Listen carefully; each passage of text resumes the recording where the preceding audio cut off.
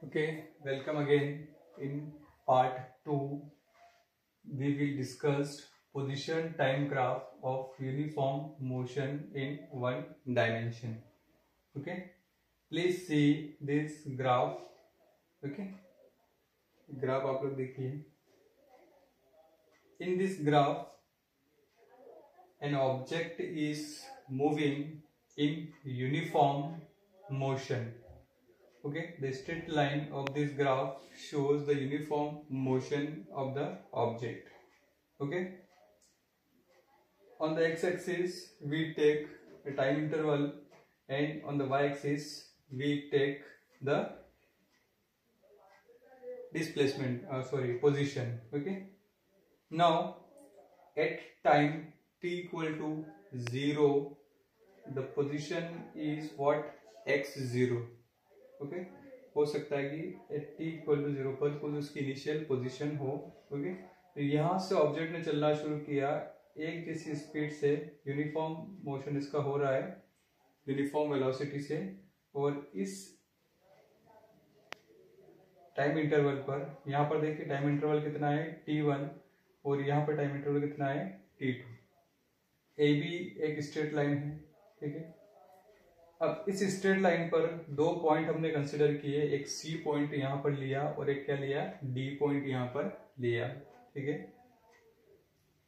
इस C point से एक परपेंडिकुलर हमने यहां पे डाला जो कहां पर आ रहा है, इस टाइम एक्सिस पर t1 पर यहां पर कट कर रहा है. ये इसका टाइम इंटरवल हो गया. और यहां से एक परपेंडिकुलर इधर डाला तो ये d1 यहां पर t2 इंटरवल को क्या कर रहा है, शो कर रहा है. एक परपेंडिकुलर इधर डाला C2 और एक परपेंडिकुलर इधर डाला D2. ओके, नाउ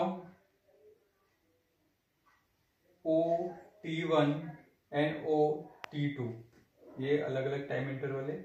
यहां पर देखिए ये x0 और ये यहां से लेके यहां तक x1 और ये यहां से लेके यहां तक पोजीशन क्या बता रहा है, x2 जो है वो बता रहा है. ठीक है, let C and D 2 points on the line A B हमने कंसिडर कर लिया है. Okay, now t2 minus t1 कितना होगा. देखिए t2 माइनस t1 क्या होगा, देखिए इस OD1 में से अगर हम OC1 माइनस कर ले तो ये इंटरवल मिल जाएगा, ये वाला इंटरवल t2 माइनस t1. तो यहां पर लिखा मैंने OD1 माइनस OC1. ठीक है, और यही कौन सा इंटरवल होगा, कौन सी लेंथ होगी, C1 D1 पे लिखा है C1 D1. और यही C1 D1 किसके बराबर है, C के बराबर है. यही जो है वो C के बराबर है. यहाँ पर मैंने पॉइंट मान लिया था C ही.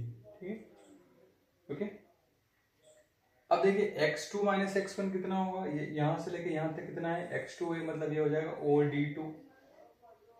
x1 मतलब ये OC2. तो देखिए OD2 minus OC2 equal to what, C2D2.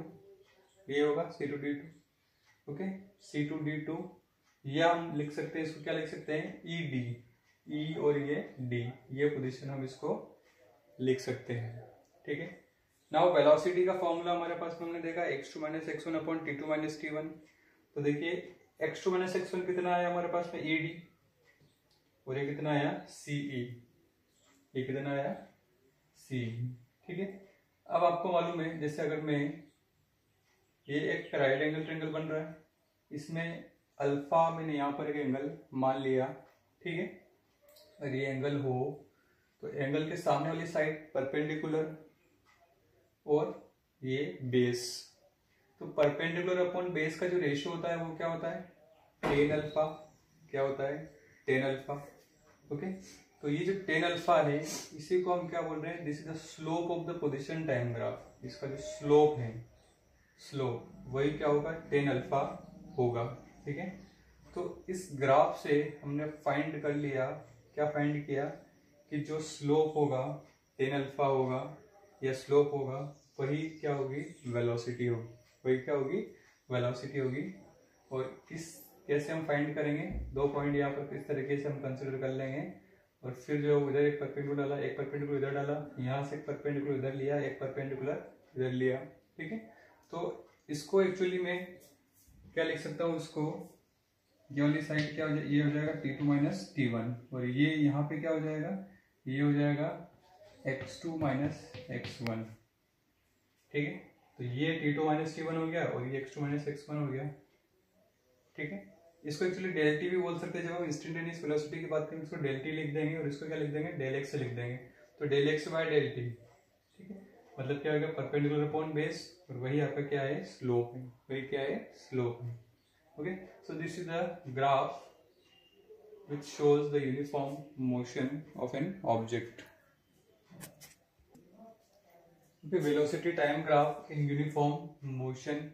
Okay, graph में देखिए आप, this graph shows velocity and time. Okay, now this is the positive velocity and this is the negative velocity. Okay, so AB shows the uniform velocity of an object. Okay, we consider two intermediate points C and D on the line AB. Okay, now at point C and D we draw perpendicular on the time axis. Okay, so OT1 is some time interval and OD1 we draw perpendicular on time axis, then OT2 is the another time interval. Okay, now velocity time graph of a moving object help us to calculate the displacement of the object in a given time interval geometrically. Okay, what is the use of this graph? To calculate the displacement of the object in a given time interval. Okay, किस तरीके से हम displacement calculate करेंगे, देखिए ओ ए किसके बराबर है, ओ ए किसके बराबर है, देखिए C1 C होगा, एक्चुअली ये C1 C होगा एंड D1 D जो वो क्या है, वेलोसिटी है। ये यहां से लेकर यहां तक क्या है हमारे पास में, velocity. Okay, this is the velocity. Now OC1 ये क्या है, T1 टाइम इंटरवल है एंड OD1 ये क्या है, T2 टाइम इंटरवल है हमारे पास में। Okay, displacement of object in time interval T2 minus T1। ठीक है, हमारे पास में टाइम इंटरवल क्या है, T2 माइनस T1। उसमें डिस्प्लेसमेंट हम किस तरीके से कैलकुलेट करेंगे, velocity into time. Formula displace velocity equal to क्या है, displacement upon time. So displacement is what, velocity into time. Okay, velocity v हमने मान लिया और टाइम कितना है, T2 माइनस T1, क्योंकि हम इसी इंटरवल की बात कर रहे हैं। ओके, सो v क्या है, देखिए v जो है वो क्या है, C1 यहाँ पे लिख दिया, C1C या C1 एक ही बात है, इंटू T2 कितना है, OD1, ठीक है, माइनस OD1 माइनस OC1, तो C1C इंटू C1D1। देखिए ये C1D1, ठीक है, ये C1D1 हो गया, क्योंकि इस वैल्यू को हम क्या लिख सकते हैं, इस पूरे में से अगर इसे माइनस करें तो ये बचेगा, और ये हमारे पास T2 माइनस T1 है या C1D1 है, यहाँ पे लिख दिया। तो आप देखिए ये लेंथ और ये लेंथ, ठीक है, इन दोनों का जो मल्टीप्लाई है इस लेंथ का और इस लेंथ का, वही तो डिस्प्लेसमेंट है, वही क्या है, डिस्प्लेसमेंट है। इसका मतलब ये हुआ कि जो डिस्प्लेसमेंट होगा ऑब्जेक्ट का इस ग्राफ से हम कैसे फाइंड करेंगे, कि हमारे पास में ये जो रेक्टेंगल है इसका हम क्या कर लें, एरिया फाइंड कर लें। और एरिया किस तरीके से निकालेंगे, एरिया C1D1D,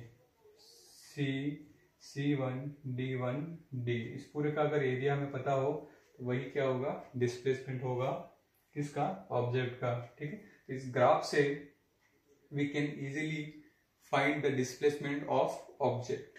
ओके, तो ये इंपॉर्टेंट ग्राफ है, आप इसको देख लीजिए, समझ लीजिए, बना लीजिए।